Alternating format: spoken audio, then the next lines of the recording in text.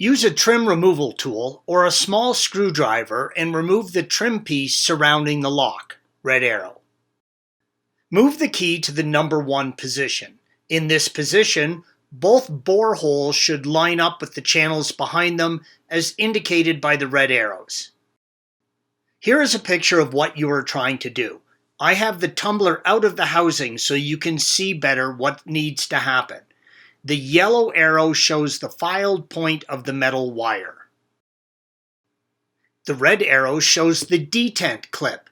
When you push the wire into the borehole, you are trying to get the wire to go over the detent clip and squeeze it into the tumbler. This will release the tumbler from the housing.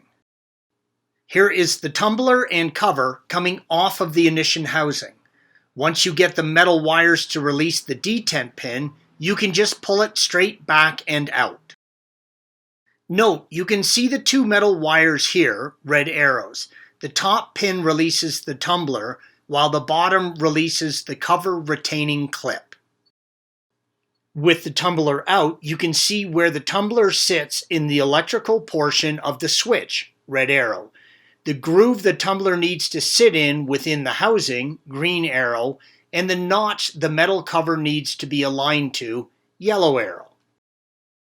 The blue arrow shows the detent pin that holds the metal cover in place. Here is the bottom bore line on the tumbler. You can see there is no detent clip. Installation is the reverse of removal. Thanks for watching.